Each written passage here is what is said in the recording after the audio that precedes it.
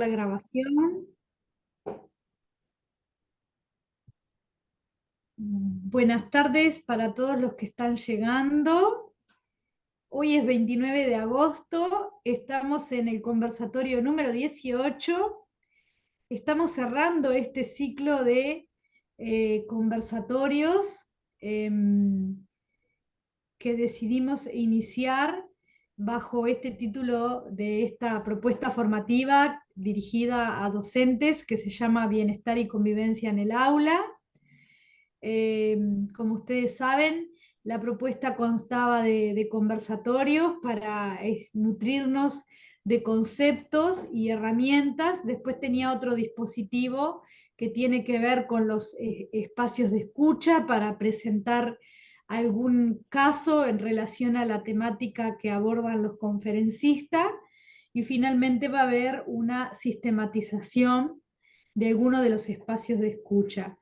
En esta oportunidad tenemos presente el equipo de la Junta Nacional de Drogas y también tenemos integrantes del Observatorio Uruguayo de Drogas y nos propusieron acercarnos a esta temática que nos pareció muy interesante para la formación de los docentes, que tiene que ver con le pusimos un título corto, ellos se van a expandir un poquito más, regulación del cannabis y los desafíos para la educación. También vamos a tener la oportunidad, si alguno de los docentes que están aquí presentes quieren acercar algún caso para que se pueda hablar más en profundidad en un espacio de escucha reducida, vamos a tener la oportunidad en otra fecha que después se las voy a ir comunicando por el chat para que el equipo pueda como dar respuesta a inquietudes más reales o más vivenciales. Así que ahora le doy la palabra para que se presenten a Ana Castro de la Junta Nacional de Drogas y ya después continúa la exposición todo el equipo que está aquí presente de ambas instituciones. Muchas gracias a ustedes también por apoyarnos en esta iniciativa. Muchas gracias muchas gracias a las compañeras de CEIVAL y a la oportunidad. Agradecemos la presencia de todos y todas quienes nos acompañan desde la virtualidad. Bueno, mi nombre es Ana Castro, soy psicóloga, integro el área de formación de la Secretaría Nacional de Drogas y junto con los compañeros del IRCA, que ya se presentarán, y la compañera del Observatorio Uruguayo de Drogas, estaremos hoy acompañándoles. Un poco en esta instancia y en la que sigue, que va a ser el 8 de septiembre, hemos decidido abordar el tema de cannabis en la educación.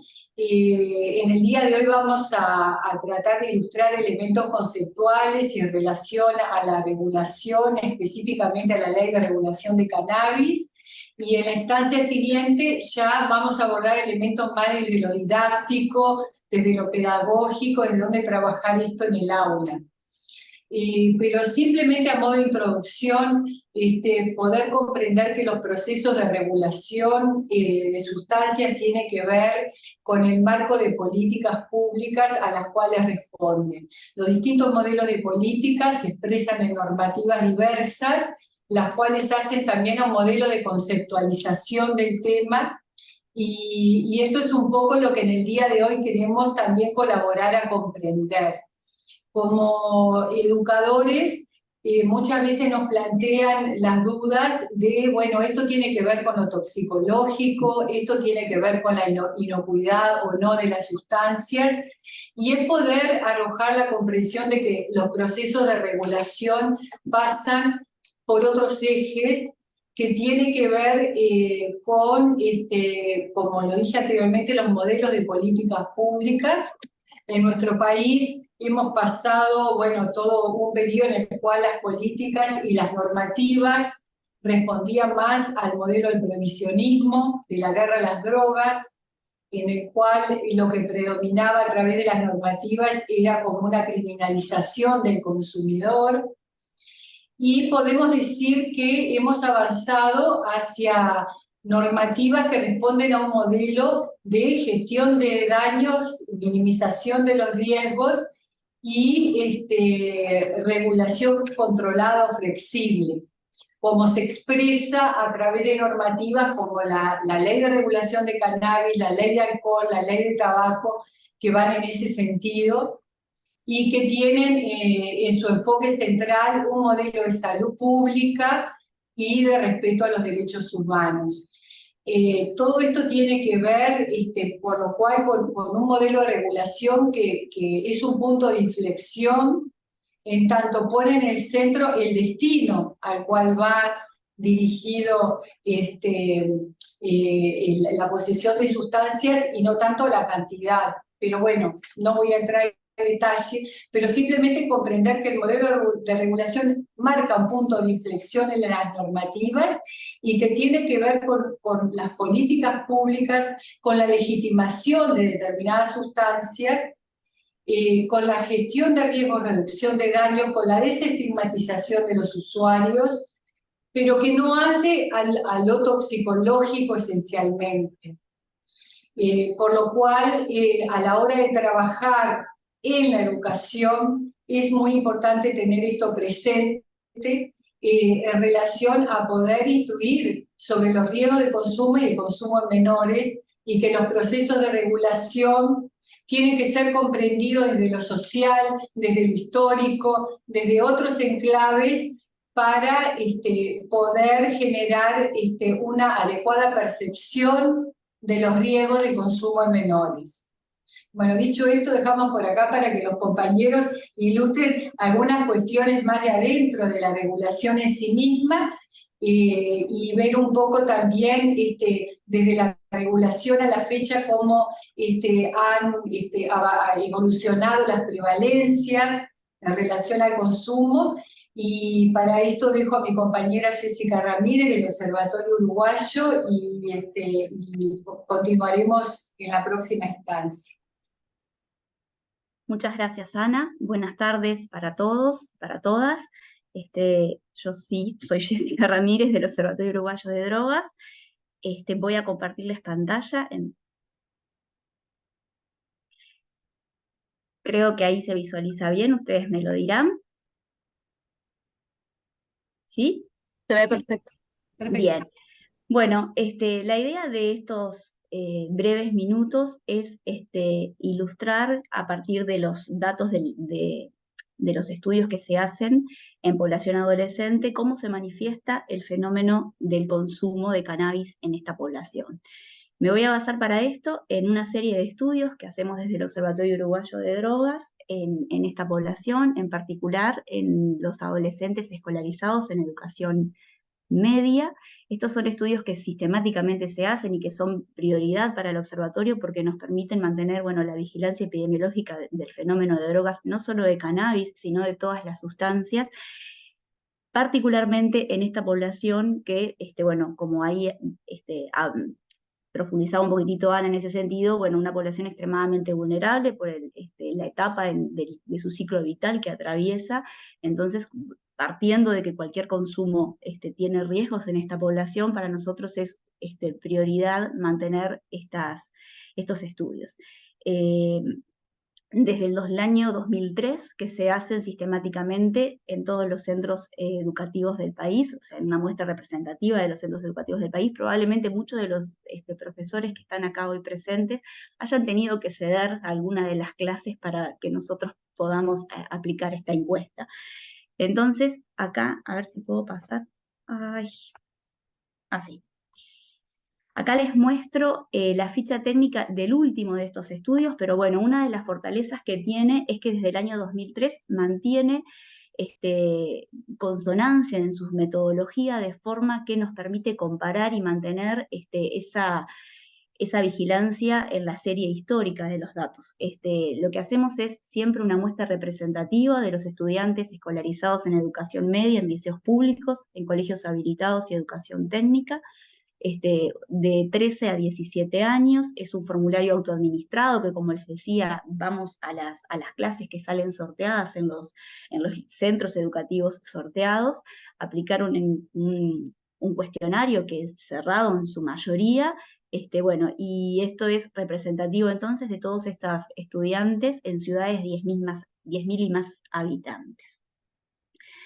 Para empezar, y como si bien tengo que concentrarme, como me pidieron, en el consumo de cannabis, nos parece interesante mostrar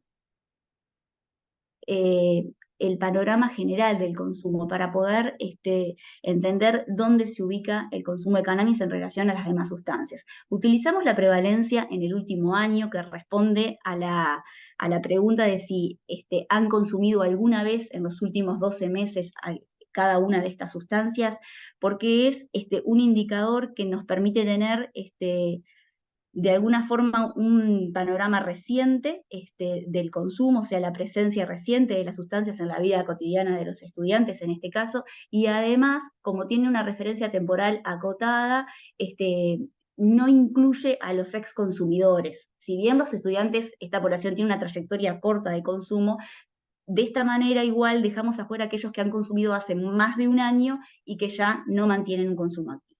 Entonces, en general lo que vemos es que el 80%, 8 de cada 10 de los estudiantes han consumido alguna de las sustancias, alguna droga, alguna vez en los últimos 12 meses.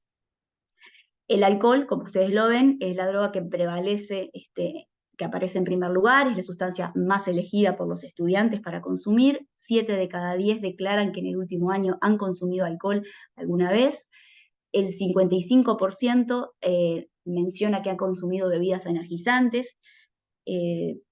Acá, bueno, simplemente no quiero extenderme demasiado, pero bueno, la medición del consumo de bebidas energizantes se vuelve como un punto muy interesante, muy importante, porque hay pautas de consumo combinadas con alcohol que hacen de alguna manera enmascarar los efectos del alcohol, entonces estas ingestas se vuelven un poco más, se vuelven más intensas y ponen en mayor riesgo a los estudiantes. Entonces, bueno, además, ante la confusión que hay de llamarlas bebidas energizantes y no bebidas estimulantes por su alto contenido de cafeína, es también que desde el 2009, que el 14, perdón, que se vienen monitoreando. Bueno, el consumo de marihuana aparece en tercer lugar, de cannabis en tercer lugar, 2 de cada 10 estudiantes dicen haberla consumido en el último año, el tabaco está en un 15% y los tranquilizantes sin prescripción médica en un 7%.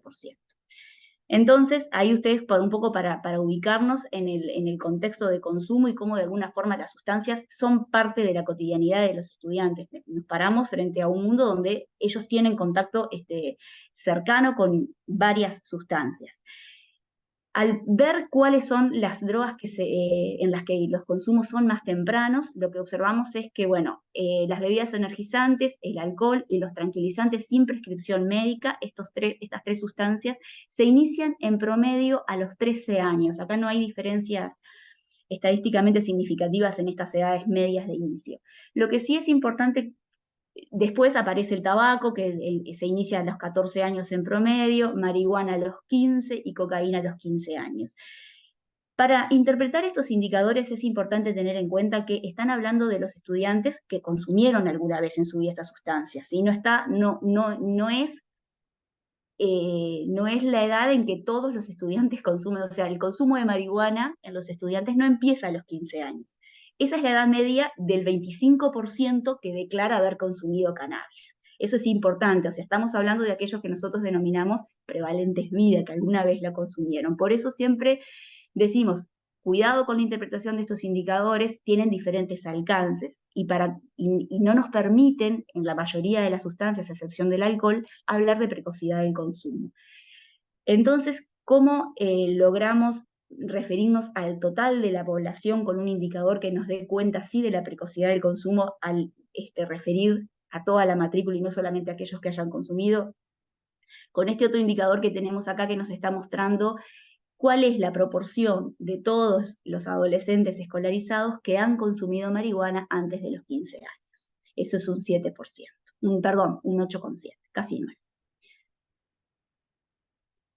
mostrarles la evolución de la edad media de inicio. Esto es, desde que estamos monitoreando los consumos en adolescentes, esto es desde el 2003 hasta el 2021, la edad media de inicio del consumo de marihuana ha permanecido constante. No ha habido, los que inician lo siguen haciendo en promedio a los 15 años. Y ahora sí me concentro en los indicadores de cannabis específicamente.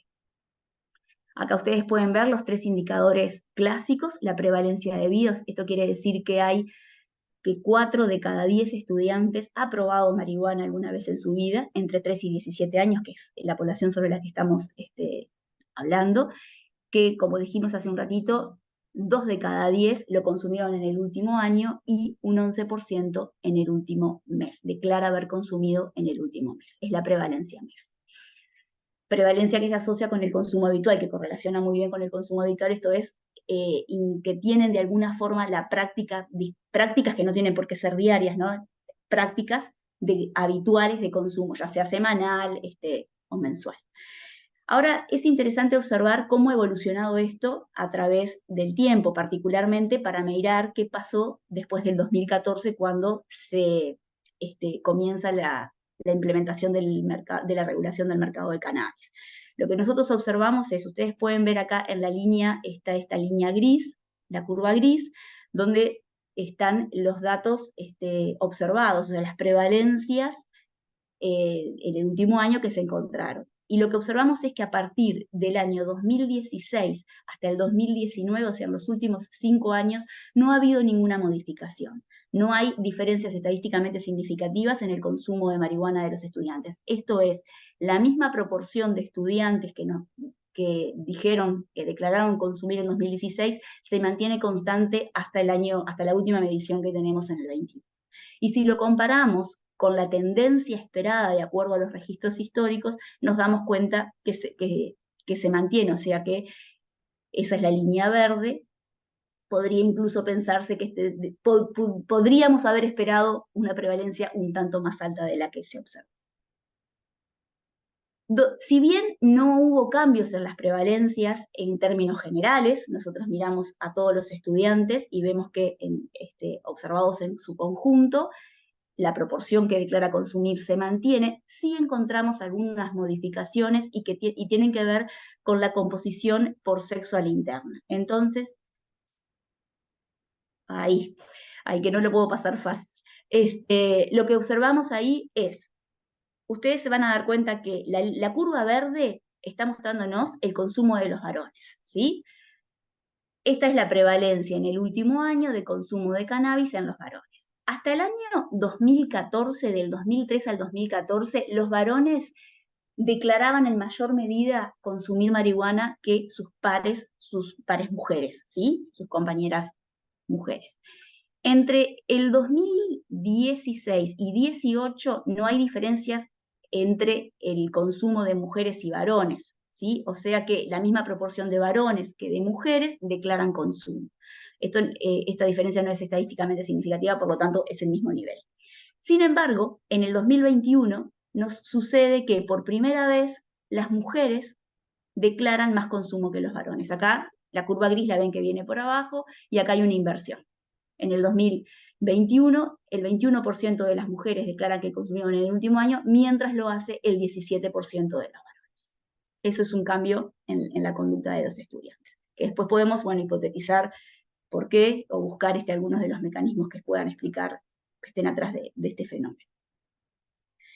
Respecto al consumo problemático, acá para medir o para acercarnos, aproximarnos al riesgo de consumo problemático de marihuana, lo que hacemos es un gradiente. Partiendo, como decíamos, que todos los consumos son problemáticos o son de riesgo en esta población, lo que hacemos es mirar, discriminar entre riesgo bajo, moderado y alto. Y utilizamos como indicador de mayor riesgo el de riesgo alto. Esto se basa en una escala que está validada, que son 6 indicadores que se combinan y y se llega a discriminar, bueno, acá en una escala, cuál es el riesgo alto. Y lo que observamos, y lo que es importante, es ver que desde el 2009 que se introduce esta escala para medir el riesgo asociado al consumo, a las prácticas de consumo de cannabis en estudiantes, vemos que permanece constante. Hay estabilidad a lo largo de toda la serie. Esto nos está dando noticias de alguna manera de que las prácticas, o sea, la frecuencia, las intensidades, de alguna forma también se han mantenido constantes, porque o sea, el riesgo alto de consumo problemático está fuertemente asociado a las diferentes prácticas en términos de frecuencia e intensidad. O sea que, y bueno, y si lo miramos, desde el 2016, desde el 2014, que es cuando inicia la regulación, hasta partiendo y combinando con lo que veíamos que las prevalencias no han aumentado desde el 2016 al 2021, acá también acompaña ese mismo fenómeno. Finalmente, me resultaba interesante, me comentaban los compañeros que podía ser importante mostrarles algunos indicadores que dan cuenta de alguna forma de otros factores de protección y de riesgo, en particular de la mirada de los adolescentes sobre el mundo adulto y cómo ese mundo adulto de alguna forma interviene, impacta en las prácticas o comportamientos de consumo. Nosotros a través de las encuestas tenemos como varias formas de mirar la presencia de los adultos en la cotidianidad de los adolescentes, en esa preocupación y atención sobre la problemática de su cotidianidad, de sus problemas, conocer a sus amigos, y bueno, poner límites, apoyarlos en determinados ámbitos. Esa presencia atenta frente a ese mundo adolescente. Bueno, una de las cosas que hacemos es observar, generar a través de varios indicadores que tratan de dar cuenta de estos aspectos que les menciono, un índice que le llamamos de involucramiento familiar. Y lo que hacemos es mirar cómo cambia el consumo de los adolescentes en función de esto. Entonces comparamos a aquellos adolescentes que perciben a padres involucrados, que sienten que están presentes y demás, contra los que tienen una percepción diferente, esto es, aquellos que ven bajo involucramiento de sus padres. Esto construido a partir de 10 preguntas que se hace. Eso es lo que les voy a mostrar ahora aquí. Entonces, ustedes tienen en esta columna están las prevalencias de consumo de aquellos estudiantes con padres con alto involucramiento. Y la comparamos con esta otra columna que son los estudiantes que tienen padres con bajo involucramiento. Entonces, por ejemplo, si nos concentramos en el consumo de marihuana alguna vez en la vida, en la prevalencia vida, vemos que cuando los padres no están involucrados, cuando no conocen a sus amigos, cuando no le ponen horas de llegadas, cuando no saben en qué lugares están después del liceo, cuando no se sientan a almorzar, a cenar con ellos, o sea, cuando no generan instancias compartidas y no están presentes en definitiva en la vida de los estudiantes, el consumo de marihuana alguna vez, o sea, la experimentación, si se quiere, de marihuana alcanza a 4 de cada 10 estudiantes. Sin embargo, se reduce a 2 de cada 10, a la mitad, cuando los padres muestran otra presencia en esa cotidianidad de los adolescentes. En cuanto al consumo habitual o el consumo en el último mes, que como les decía, el consumo en el último mes es un indicador que nos da pautas de los consumos habituales de las sustancias, vemos que también se reduce del 20% entre aquellos que tienen padres con poco o con bajo involucramiento al 8% los que tienen padres con alto involucramiento. Para complementar, les voy a mostrar otros 2 aspectos que hacen a este mundo adulto y a la presencia, que tiene que ver con, también medimos la permisividad o la tolerancia, como cuando los límites no son claros, cuando los padres no dan señales, por ejemplo, de enojo y de alguna forma permiten o habilitan el consumo en los adolescentes, el consumo aumenta muchísimo, y eso es lo que vemos acá. Lo que estamos comparando acá es, por ejemplo, en este último, también el consumo habitual, para seguir con el mismo indicador. Cuando los padres toleran o no son claros, no pautan que no está permitido o que no acuerdan con el consumo en esta edad, en esta etapa del ciclo vital, el consumo en el último mes el consumo habitual alcanza al 37% de los estudiantes. Sin embargo, se reduce al 7% cuando ninguno de los padres tolera el consumo. ¿Cómo lo medimos? Lo que hacemos es ver qué tanto piensan los estudiantes que sus padres se van a enojar frente a un eventual consumo de marihuana. Y por último, para cerrar, les muestro cómo también no tiene que ver, están todas estas cuestiones que tienen que ver con límites, con conductas, con mostrar, pero también el consumo en el hogar, cuando hay consumo de las sustancias en el hogar, también impacta en el consumo de los adolescentes. Entonces, nosotros lo que miramos es cuando en un hogar hay consumo de marihuana y es conocido por los adolescentes. Acá en esta columna tenemos las 3 prevalencias de vida en el último año y en el último mes, en hogares donde los estudiantes ven consumo en los adultos de marihuana.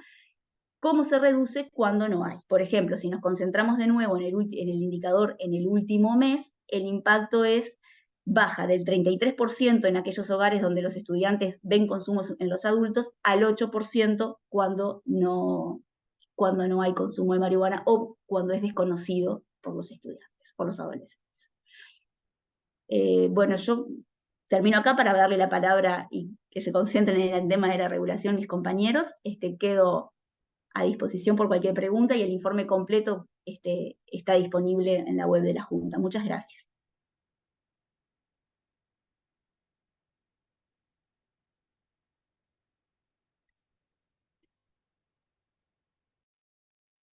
Bueno, buenas tardes. Ahora sí, muchas gracias a todos por la invitación. Yo soy Rodrigo Charlo, abogado, coordinador del área jurídica del Instituto de Regulación y Control del Cannabis. Bueno, ahora me toca una parte un poco más aburrida, pero que no deja de ser relevante, es explicar un poco cómo es el estado actual de la regulación nacional normativo en relación al cannabis, que como sabemos tuvo un cambio muy relevante en diciembre del año 2013 con la promulgación de la ley 19.172 de regulación y control del cannabis. Así se denomina la ley.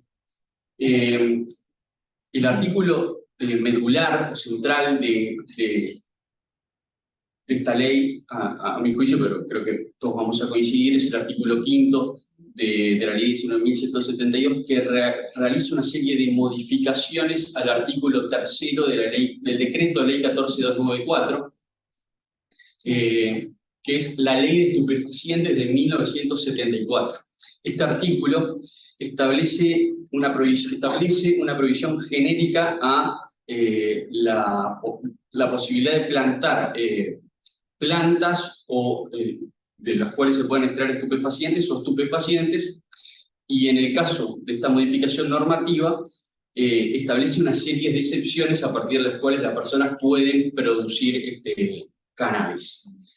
El esquema regulatorio entonces va por un carril distinto al famoso axioma legal de que todo aquello que no está expresamente prohibido está permitido.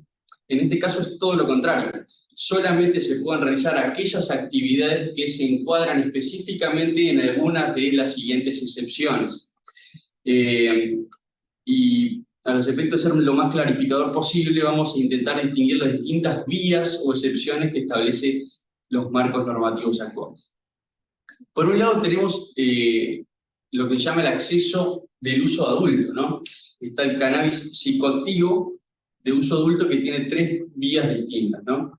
El decreto 120 de 2014 es quien regula y reglamenta específicamente las distintas vías de acceso para el cannabis psicoactivo de uso adulto. Es importante que tengamos en claro que la ley 19.172, en este artículo 5, establece una distinción, que es una distinción específicamente legal, al distinguir cannabis psicoactivo de cannabis no psicoactivo. Y es una distinción que dice, a partir del 1,0% en base seca del producto, es cannabis psicoactivo. Correcto, el THC, tetrahidrocannabinol, que es el componente psicoactivo de la planta de cannabis.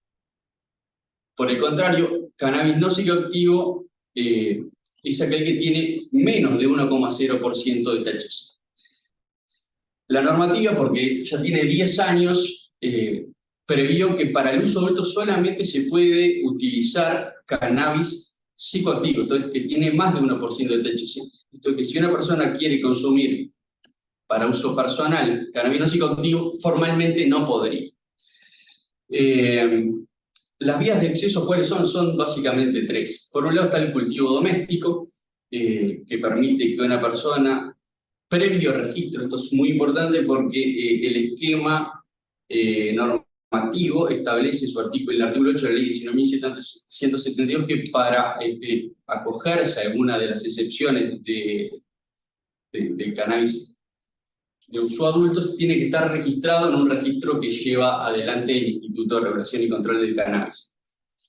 Entonces, un autocultivador debe registrarse y previo registro va a obtener una autorización para cultivar hasta un máximo de 6 plantas de cannabis psicoactivo en floración que le permitan producir hasta un máximo de 480 gramos.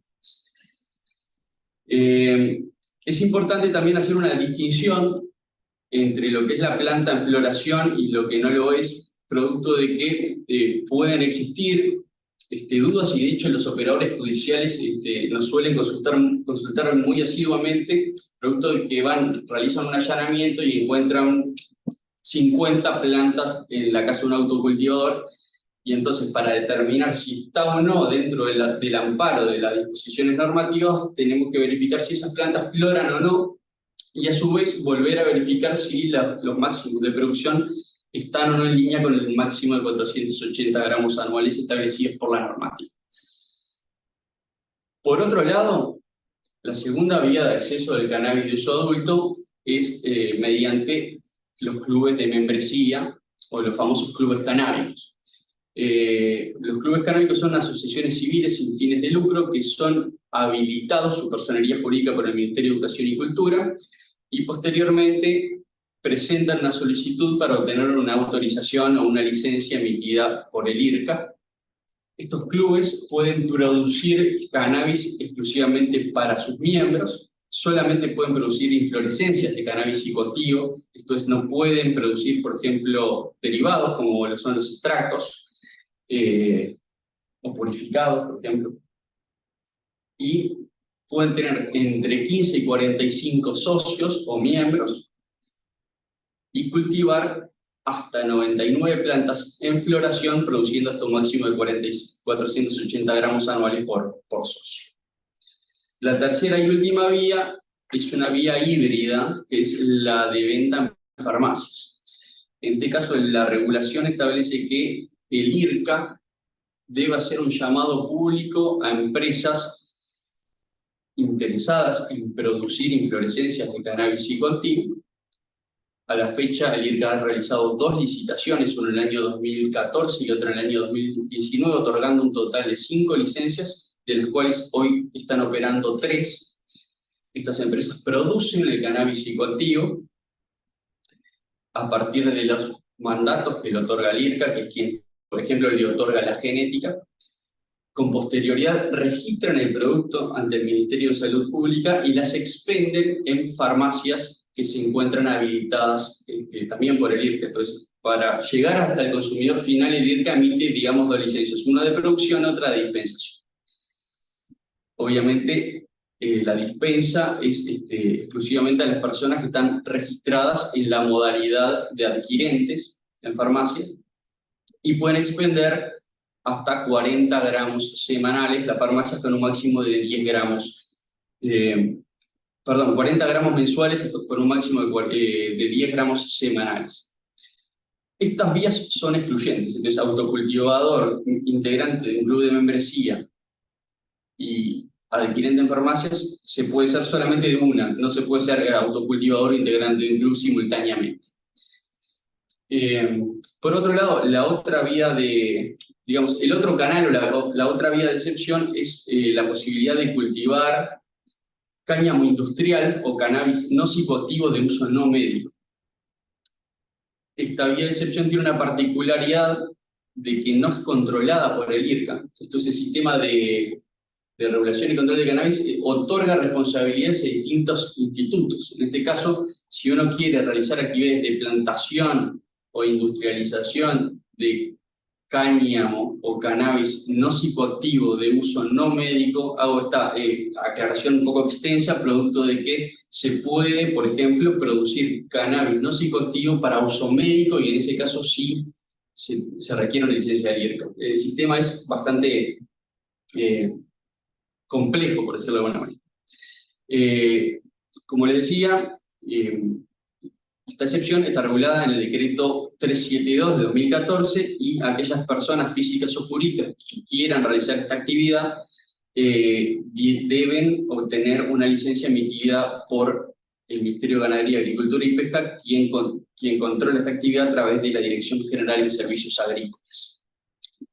Por último, la tercera excepción, englobada de manera genérica, se encuentra la actividad de producción de cannabis medicinal o de investigación científica, que es regulada de manera conjunta en el decreto 246 de 2021, que sustituyó el decreto 46 de 2015.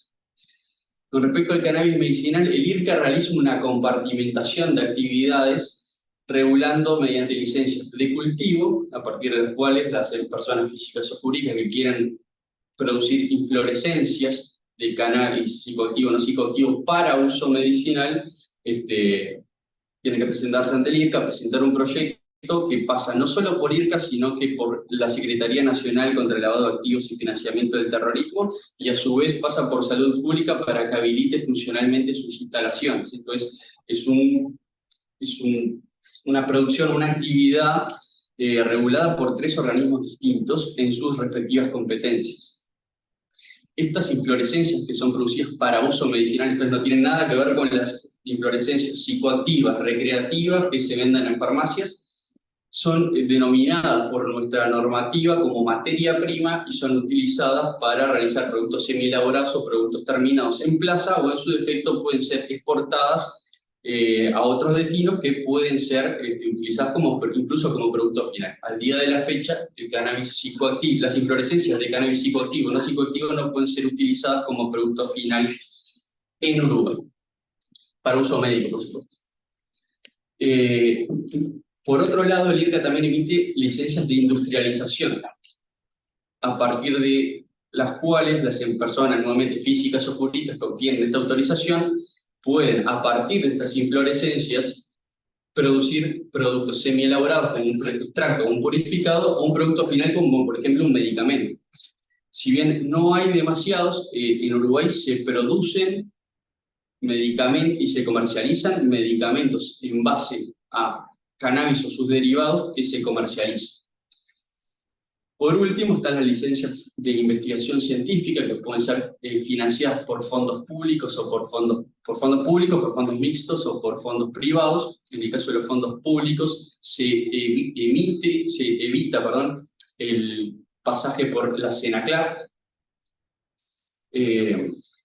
y tiene distintas posibles vías de investigación, ¿no? Las más resonantes, por decirlo de alguna manera, son la posibilidad de realizar actividades de investigación agronómica, a partir de las cuales se puede investigar nuevas variedades que se adapten al territorio uruguayo, puesto que de alguna manera no es una planta autóctona de cannabis, o en su defecto, vuelvo a este punto que es bastante relevante, que estas nuevas investigaciones vinculadas a la genética pueden ser posteriormente registradas y comercializadas previo a registro en el Instituto Nacional de Semillas. Por último, también se pueden realizar estudios clínicos, ¿no? Que a partir de la realización de un trabajo de investigación se puede tender a identificar que el cannabis o su derivado tiene alguna implicancia o algún beneficio con respecto a una patología determinada, y a partir de ello tender a un registro de un producto para su posterior comercialización. Ya que dentro del globo de actividad de investigación pueden realizarse muchísimas actividades con respecto al cannabis. De alguna manera estas son las excepciones establecidas. Hay una última excepción que fue introducida posteriormente por la ley 19874, que son las asociaciones de pacientes de cannabis, que al día de la fecha está pendiente de reglamentación. Por tanto, de alguna manera esta institución que crea la ley no tiene operativa real, por lo menos desde un punto de vista formal, pero bueno, intenta dar un marco normativo a aquellas asociaciones de personas que quieren, por su motu propio, utilizar cannabis medicinal y por distintos factores no lo pueden hacer, que se asocien y produzcan el cannabis y distribuirlo entre sus integrantes. Así que bueno, este es el esquema, y ahora obviamente le doy paso a Sebastián, que va a hacer una presentación un poco más adecuada. Gracias. La presentación. Sí.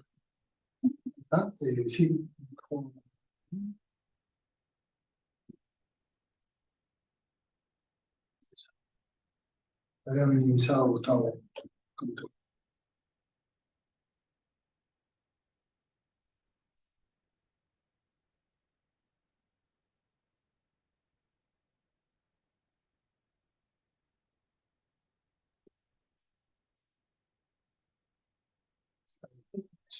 Sí, compartir.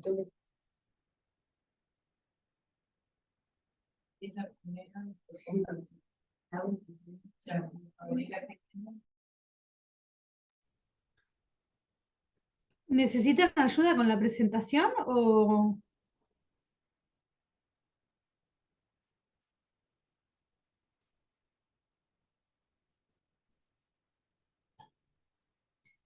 Mientras, si quieren, voy leyendo aquí una pregunta, comentario pregunta. Soy profesora y veo el aumento de consumo en menores. Ingresan a la institución bajo los efectos del consumo. Lo que preocupa es que son menores accediendo a marihuana ilegal, no comprada en farmacia. Los más pobres siguen consumiendo la peor calidad.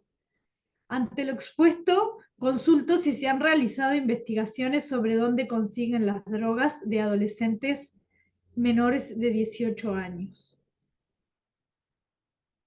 ¿Dónde consiguen las drogas a adolescentes menores de 18 años?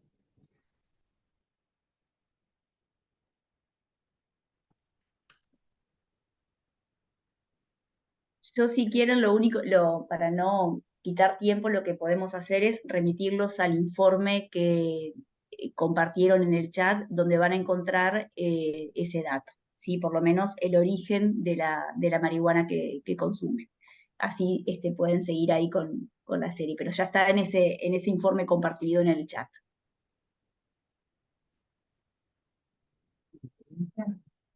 ¿Se ve la presentación? ¿Se llega a ver? Sí, Ok. se ve. Se ve también las diapositivas de al lado, no sé si les preocupa eso, si la pueden ampliar. Sí. Ahí en bar.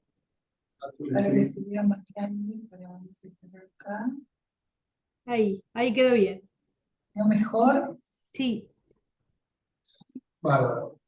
Bueno, mi nombre es Sebastián Heredas, químico farmacéutico de profesión. Me desempeño actualmente como director técnico del IRCA, que el IRCA es el Instituto de Regulación y Control del Cannabis. Que, como veremos, algunas diapositivas las voy a pasar rápidamente, si logro. Salas.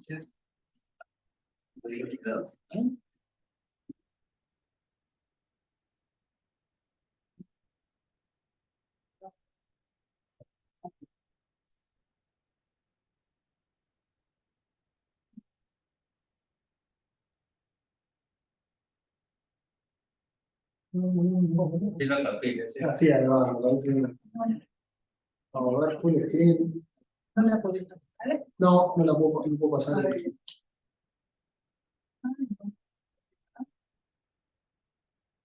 Sí, no. Perdón.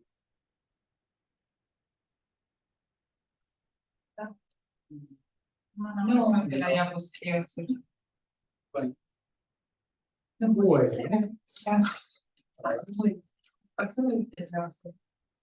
¿Sí? A ver, otra tenemos un chulo escribir. cosas que pasan en las clases. Bueno, nada, sí, hacemos tiempo, no, pero vamos avanzando. Voy a tocar algunos temas que ya alguno roza con lo que voy a referir. Y bueno, como mención general, indicar que sí, lo que refiere a políticas públicas en materia de drogas, hay tres modelos básicos. Ana estuvo comentando alguno, que es puede ser la prohibición, la liberalización o mercado regulado, ¿no? Son como tres grandes esquemas en la clasificación. Nosotros, en cuanto a cannabis, venimos de la prohibición. Esto pasa en la mayor parte del mundo, inclusive al día de hoy, en cuanto a cannabis, rige lo que es la prohibición. A nivel internacional está la prohibición. En cuanto al consumo recreativo, muchos países, tanto como el Uruguay y buena parte de países occidentales sobre todo, se han volcado para lo que es el uso medicinal del cannabis.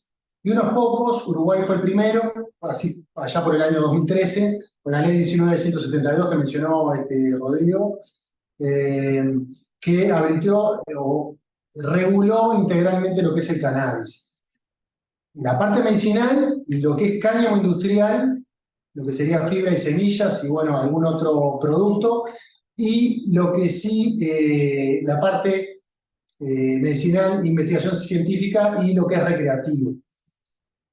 Pero como esquema general, la prohibición lo que intenta o pretende es la prohibición total de consumo de drogas en general y en particular de cannabis.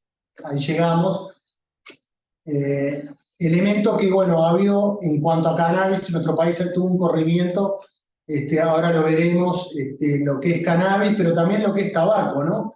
Tabaco viene de lo que es un modelo más de liberalización de la droga de tabaco, el cual tenía un consumo o una regulación muy débil, y ahora, bueno, se volvió más estricto en ese sentido. Tenemos entonces prohibición, liberalización y lo que es la regulación del mercado de cannabis. Ahí, pasan gracias. Entonces, lo que refiere a regulación, con Enter, ahí va. Entonces tenemos los dos extremos, que es prohibición y liberalización, y después lo que es una gama bastante amplia de lo que es regulación del mercado de drogas, en particular del cannabis. Dentro de la regulación tenemos distintos parámetros en cuanto a lo que es esta regulación, que es la producción a través de licencias o tipo de productos disponibles, puntos de ventas asociados, acceso al público, y ahí estamos hablando de edad, y lugares y circunstancias donde la droga puede ser consumida, que en referencia al cannabis, en Uruguay tiene las mismas restricciones que el tabaco, ¿no? Entonces, ahí podemos ver un gráfico ya de John Mark de los años 80, refirió que es bastante visual y asoció lo que es daño social o de salud para los consumidores y tipo de regulación, ¿no? Y ahí se ve lo que es prohibición o liberalización. Liberalización es libre mercado, si se quiere, de esto, que algún estado de Estados Unidos tiene un perfil más de ese estilo en cuanto a cannabis. Bueno, en esos dos extremos, el daño asociado en lo social o en lo humano, de daño médico, bueno, son mayores los daños, y cuando se tiene un modelo de regulación estricta, estos daños son menores, ¿no? Entendemos que el Uruguay ha ido más por ese esquema de regulación. Voy a hablar de la parte legal, ya el abogado lo ha mencionado, y la ley, y lo que es el IRCA es un ente, una paraestatal, es una persona jurídica dentro de derecho público no estatal. Bueno, ahí también si hay preguntas, por favor, o me paran y me dicen en qué nos podemos, cuál es el mayor interés, ¿no? Pero bueno, el IRCA tiene un mandato de llevar esta ley de política pública asociada al cannabis de acuerdo a la política pública de Junta Nacional de Drogas y asesora también al Poder Ejecutivo en la materia, ¿no? Acá el abogado refirió a los tres, yendo a lo que es el decreto 120, que es el de lo que refiere a consumo recreativo o uso adulto de cannabis. Bueno, hay 3 vías. Ahí están los números actualizados. Estamos hablando que cualquiera de estas 3 vías requieren registro y la edad mínima es 18 años. Y son vías excluyentes, o sea, para el registro, si yo me registro como autocultivador, no puedo ir a comprar a farmacias o ir a registrarme como club para obtener esos 480 gramos anuales de cannabis. Los números están ahí, refieren a casi 90.000 personas que están registradas para consumo de uso adulto de cannabis. Y esto es un número considerable si se tiene en cuenta los números obtenidos por el Observatorio Uruguayo de Drogas, que el universo de consumidores estimados de cannabis en nuestro país son 260.000, de los cuales estos hay casi 90.000 registrados. Acá podemos ver fotos reales de autocultivo a la derecha y clubes de cannabis. Hay distintas modalidades de clubes de cannabis con distinta tecnificación asociada. Y lo que es, estos son fotos de estas 3 empresas que mencionábamos, que tienen licencia con uso exclusivo para la producción y distribución a las farmacias habilitadas para dispensación de cannabis a través de esta tercera vía. El producto que se dispensa en farmacias es un producto que tiene licencia del IRCA, pero también tiene habilitación por el Ministerio de Salud Pública como productoras de cannabis con este fin. Y los 9 productos que ahora vamos a ver están registrados ante el Ministerio de Salud Pública como una especialidad vegetal, y para eso hay un dossier asociado, el cual se presenta el legal, el material y procesos productivos. Este producto que se vende en farmacia tiene un control tiene una lógica más de corte farmacéutico, que hay controles de calidad asociados y liberaciones por producto dentro de las 37 farmacias que están habilitadas al día de hoy. Acá podemos ver ejemplos de los 9 paquetes que hay, de los cuales ya hay 8. Resta uno que en estas semanas va a estar saliendo, que es un beta 4 de una tercera empresa de dispensación de farmacia con productos que tienen distintas características. Hay 2 de estos productos, el alfa y el beta, que si se quiere tienen un poder psicoactivo o un llamado pegue medio-bajo, porque tienen un nivel de THC. El THC es un cannabinoide mayoritario que es el responsable del efecto, los efectos psicoactivos y buscados en la órbita de consumo recreativo. Y esto es un valor medio-bajo de THC con un alto nivel de CBD, que es otro cannabinoide, una molécula muy parecida, pero que no tiene efectos psicoactivos, si bien modula los efectos del THC, que atenúa algún efecto agudo del THC. A final del año pasado, sobre diciembre, se sacó una nueva variedad que es la Gama, que esta sí tiene un efecto medio-alto psicoactivo, y esto también hace referencia a que disparó el nivel de venta, lo que sabemos, porque también hay encuestas asociadas a esto.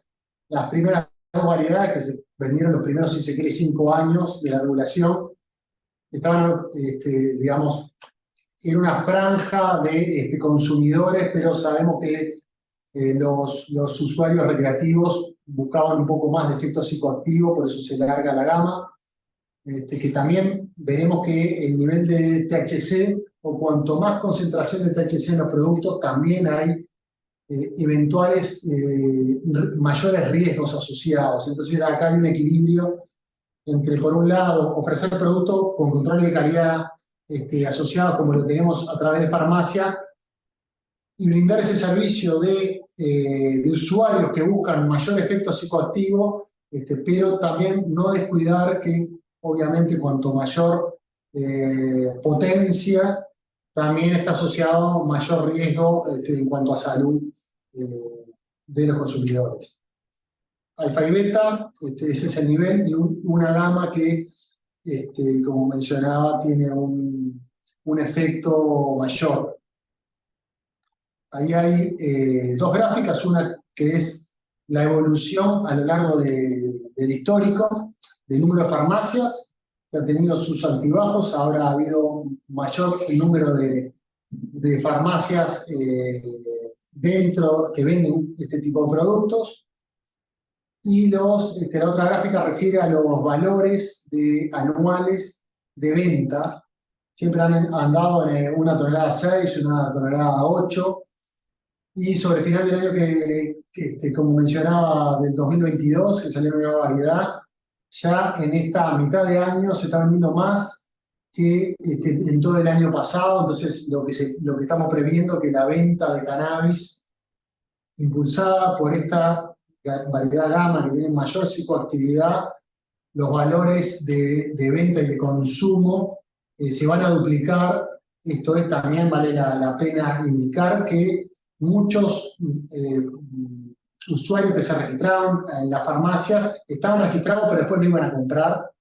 Y esto no quiere decir que no hayan consumido cannabis. El cannabis lo conseguían por otras vías, y ahora se volvieron a adherir a este sistema, si se quiere, más controlado. Se está ofreciendo un producto que es más, si se quiere, apetecible por este tipo de usuarios.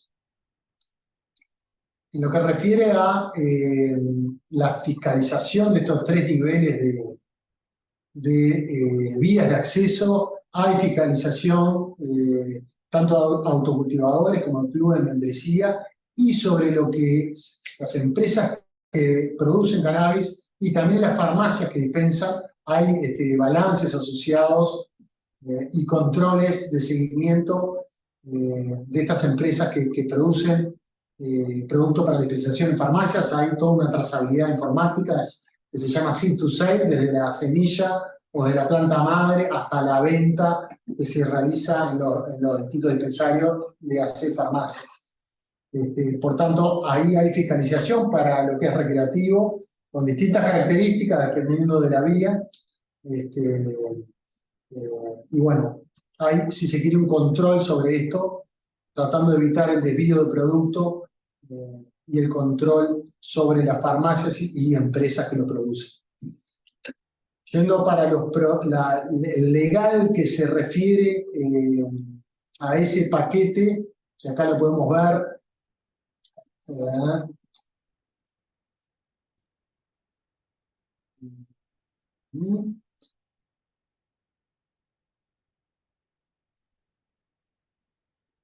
No apareció los paquetitos que se dispensan, son paquetes de 5 gramos de flores que se venden en farmacia. Cada uno de esos paquetes tiene esta parte del legal, que esto es registrado en el Ministerio de Salud Pública y fue acordado en su momento, y es acordado cada vez que se registra un producto por el Ministerio de Salud Pública. Bueno, ahí hay elementos de prohibiciones de acuerdo a la normativa. Esto es que no es producto a consumir dentro del territorio nacional, no fuera. Prohibida la venta a menores de 18, bueno, no prohibido el consumo en trabajo o en ocasión del mismo. No se puede conducir o manejar maquinaria bajo los efectos del cannabis, está prohibido, así como en espacios cerrados públicos. También conlleva advertencias entre las cuales obviamente está bueno, el consumo para embarazadas, no consuma cannabis en presencia de menores de 18, es un poco lo que hace referencia al observatorio, la presentación de Jessica en cuanto hacía referencia a que no es conveniente que los padres consuman delante de los hijos menores, porque también hay una asociación, como se veía ahí, una asociación de que de la percepción eventualmente de riesgo que tiene ese adolescente en cuanto al riesgo de consumo de cannabis. Y también recomendaciones que van, bueno, que hacen referencia a si se va a tener un acto bueno, antes de entrar a las clases, bueno, no, más allá de que el menor de 18 no debería poder consumir, claramente si hay consumo después hay un efecto perjudicial en lo que pueden retener de adquisición de conocimientos, porque hay se ve afectada lo que es memoria corta o la atención cuando está bajo el efecto de cannabis. Que ahora lo podemos ver un poco más adelante, lo que refiere a efectos buscados, si se quiere, a nivel recreativo, que es relajación, desinhibición, entre otros. La presentación después queda disponible. Hay efectos en la esfera psicológica y también en lo fisiológico. Y hay riesgos también asociados en lo psicológico y en lo orgánico. Por tanto, mencionar, no quiero extenderme mucho, pero sí mencionar que lo que es la planta de cannabis es la misma, tanto la que se usa a nivel recreativo, lo que se usa a nivel medicinal y después a partir de esta productos de uso médico, y lo que es cáñamo industrial. La planta es la misma, nada más que, como se mencionó acá, difieren en cuanto a concentración de cannabinoides, entre ellos a nivel legal el THC, que es el efecto psicoactivo, pero mencionar que la planta es la misma, el cogollo, que es la inflorescencia que finalmente se consume, a nivel visual es la misma. Se requiere un análisis de laboratorio para saber si es cannabis psicoactivo o cannabis no psicoactivo, si es cáñamo industrial, y si lo que es cannabis medicinal obviamente tiene que estar indicado a nivel médico, a través de un tratamiento, con seguimiento, que todo conlleva dosis controladas, y los productos que están registrados a nivel del Ministerio de Salud Pública de uso médico son solamente con CBD, que es un cannabinoide no psicoactivo. No hay todavía registros con THC, y la vía de consumo a nivel médico es la ingestión, son aceites, mientras que la diferencia de lo que es cannabis de uso adulto, generalmente se busca variedades o flores con alto contenido de THC, y la principal vía de consumo es el fumado, ¿no? El porro, que habitualmente se refiere para ello. Hablando de los efectos, a nivel de decreto también está el cáñamo industrial, que lo maneja MGAP, como se mencionó acá, y lo que es medicinal o investigación científica son licencias que otorga el IRCA. Finalmente, mencionar que hay licencias que abarcan todos los procesos productivos, desde el cultivo de cannabis psicoactivo, no psicoactivo, extracción y purificaciones y de investigación científica. Todo eso, finalmente, un pequeño resumen de lo que actualmente licencias vigentes otorgadas por el instituto, que hay distintas características, no me voy a extender, pero hay distintos tipos de licencias para estas actividades, y hay 15 licencias en evaluación que todavía no han sido otorgadas con destino médico e investigación científica. Simplemente mencionar eso a las órdenes para preguntas, medio entreverado, pero cualquier duda queda a las órdenes. Gracias. Perdón, le paso ahí a Eleonora la parte. No sé, de la presentación hacia la pregunta como la mía. No sé, Sandra, yo quería primero, que creo que había unas manos levantadas, no sé si tenían preguntas o las recogemos para el final. Y segundo, consultar a las compañeras de CEVAL si seguimos con la otra presentación o No importa, estamos en los tiempos. No sé cómo ustedes coordinan. Seguimos, sí, seguimos con la presentación y al final como leo los comentarios, más que preguntas son comentarios y no hay problema. El que quiere se puede quedar y si no queda grabada para después continuar. Perfecto. Bueno, yo soy Eleonora Navata, soy coordinadora del área de comunicación en el Instituto de Regulación y Control del Cannabis. Voy a hacer una presentación muy sintética porque no quiero ser redundante con lo que ya se habló previamente. Lo que les quiero presentar son las estrategias de comunicación que manejamos en el instituto. Nosotros tenemos una normativa que los dos compañeros que me precedieron hablaron de ella, que tiene como origen la ley 19.172, que es la ley que reguló el mercado del cannabis, que es una ley que este año cumple 10 años. Esa ley tiene en el artículo 12 y en el artículo 18, literal B, esa ley mandata al IRCA y a la Junta Nacional de Drogas a desarrollar campañas educativas, publicitarias, de difusión y concientización para la población en general respecto a los riesgos y efectos y potenciales daños del uso de drogas, así como proponer y promover acciones tendientes a reducir los riesgos asociados al uso problemático de drogas. O sea que, por tanto, el IRCA y la Junta Nacional de Drogas se deben, por ley, a realizar campañas de prevención e información a la opinión pública.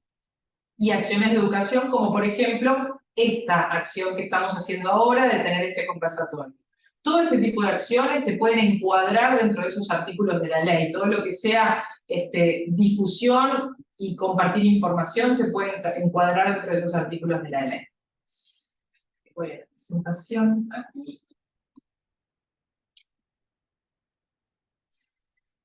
En cumplimiento de esa ley, nosotros lo que tenemos son algunas estrategias para contribuir con esa comunicación. Nosotros no podemos hacer publicidad de la venta de cannabis, pero sí debemos identificar a los establecimientos que la venden. ¿Cómo lo hacemos? Por ejemplo, con diversos materiales que identifican que una farmacia vende cannabis. ¿Ah? Y repito, para hacer este tipo de materiales, que ahora se los voy a mostrar, nosotros tenemos que ser muy cuidadosos para que eso no sea una publicidad encubierta o una aparente publicidad. Recordamos igual siempre que el cannabis regulado, para el cual las personas se pueden registrar, siempre es para mayores de 18 años. Una cosa que nosotros repetimos siempre y que es importante tenerlo en cuenta, nosotros quienes trabajamos en la regulación no queremos estimular el uso del cannabis, bajo ningún concepto. Lo que nosotros queremos es que las personas que ya libremente, con la información necesaria, hayan decidido y optado por usar cannabis, lo hagan de forma segura. ¿Cómo es hacerlo de forma segura? Dentro del mercado regulado. Dentro del mercado regulado, por cualquiera de las 3 vías que ya mis compañeros explicaron previamente.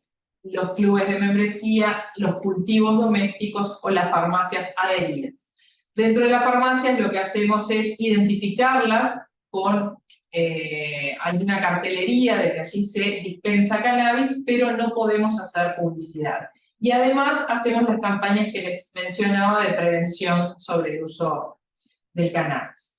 Esto que están viendo allí sobre la derecha de la pantalla, el banner azul es lo que identifica las farmacias que venden cannabis. Cada farmacia puede ubicarlo donde mejor lo considere. Después tenemos el círculo que está debajo, que es un sticker que también se pega en las fachadas o en las puertas de la farmacia. Y después lo que tenemos también, más sobre la derecha de la pantalla, son las pautas de reducción de riesgos en el uso del cannabis. Estos librillos son librillos que están impresos y que están a disposición de quien quiera tenerlos. Nosotros los entregamos en las farmacias, los entregamos a quien se nos piden. Nos parece que los centros educativos son un buen lugar para entregar estos librillos, porque lo que hacen estos es dar información para reducir los riesgos en el uso del cannabis. Repetimos, no queremos que la gente fume cannabis, pero quien decida hacerlo, que lo haga con los mínimos riesgos que esto puede implicar. Por eso mismo estamos a las órdenes absolutamente para poder hacerle llegar este tipo de librillos que también están publicados en nuestro sitio web en su formato digital, pero comuníquense con nosotros libremente y pídanos esto porque nada más que lo que nosotros queremos es poder hacerle llegar a todos los chicos y las chicas que están vinculados formalmente a la enseñanza en estos materiales. Así que, por favor, háganoslo llegar. Con respecto a las campañas de prevención, nosotros todos los años intentamos hacer campañas masivas. No siempre tenemos el dinero suficiente para hacerlo y no siempre cuando las hacemos llegamos a todos los lugares a los que pretendemos, porque bueno, las cosas siempre pueden llegar a fallar, pero hemos tenido varias campañas masivas a nivel público, pautadas en medios masivos, pautadas en vía pública y con otro tipo de acciones más puntuales, porque hacer campaña no significa solamente tener un spot en la televisión, donde muchas veces eso es lo que se reclama. Hacer campaña significa estar encima de los temas, todas las acciones de prevención que se hacen desde el área de salud integral de la Junta Nacional de Drogas, puntuales y en los momentos que se requieren, todo eso es hacer campaña.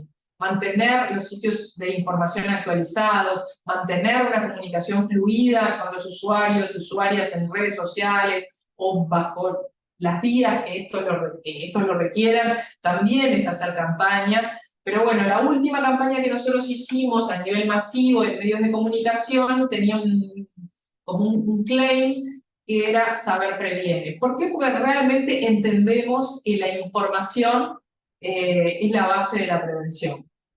Nos basamos en este saber previene y emitimos diversos mensajes que tienen que ver con los riesgos que genera para la salud el uso frecuente de cannabis.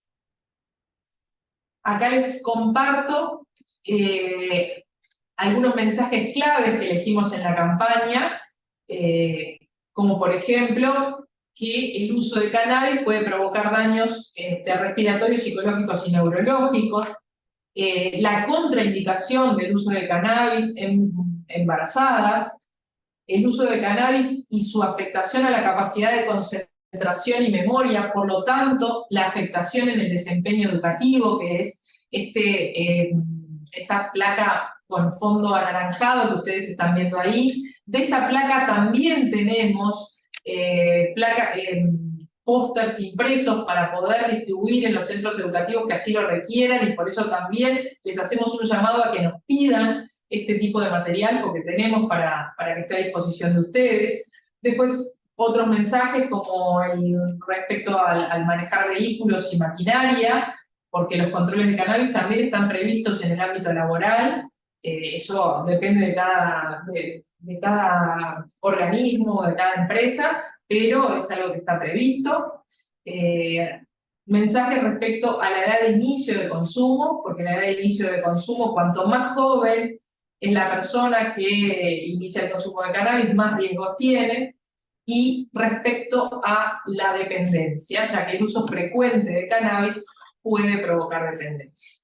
Bueno, lo que les decíamos de estos mensajes clave fueron los que elegimos para la campaña, porque entendemos que tenemos que ser muy específicos, porque esto pasa unos segundos en la pantalla, o cuando vas por la ruta lo ves durante unos segundos, entonces hay que ir al grano y ser específico, y esto fue lo que intentamos con la campaña. La última, otros soportes donde pudimos hacer esta campaña: televisión, radio, vía pública, y acá les mostramos algunos de los ómnibus que seguramente vieron, ómnibus urbanos y suburbanos con estos mensajes. Y bueno, y después en algunas intervenciones donde el IRCA ha participado, como por ejemplo la Expo Cannabis, que es una feria que se hace en torno a la industria del cannabis todos los años en Uruguay. Tuvimos un stand donde también pusimos mensajes de prevención. Y esto es lo que nosotros hacemos desde el IRCA en esta línea que nos exige la ley y que además de que nos exige la ley, creemos que es lo éticamente correcto tratar de disminuirlo y que además está en línea con la política nacional de drogas aprobada en Uruguay, que es la reducción de riesgos y daños en el uso de drogas. Y por acá está. ¿A qué dirección piden los materiales? Los pueden pedir a comunicación@irca.gov.uy. Les escribo la dirección en el chat, pero esa comunicación @irca.gov.uy.